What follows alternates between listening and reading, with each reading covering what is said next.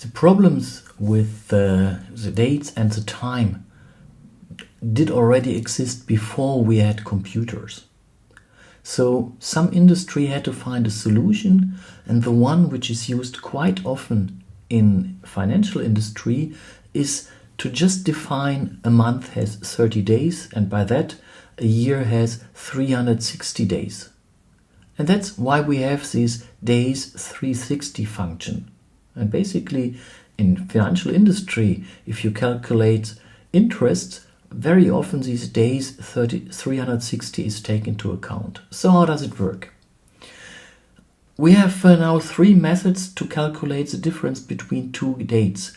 I have the starting date in here and then the end date in this column B.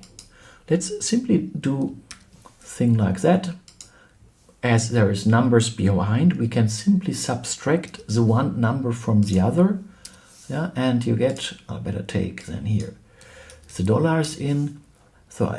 And you see, I have a leap year, 366, because we have 2024.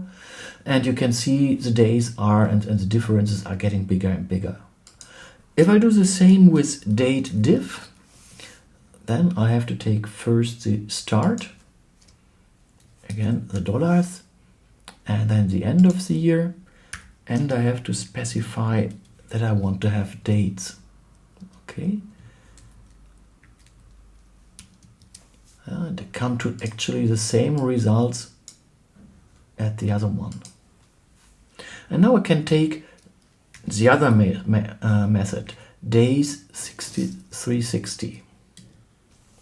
I take the start date and I'll take the end date, the method I don't recognize right now, and you can see I'll have always days of 30, and the complete years is then subsequently 360 days long. This makes calculations in financial industry more easy, so you should know how to handle this, and you should know that these kind of calculations is used in practice.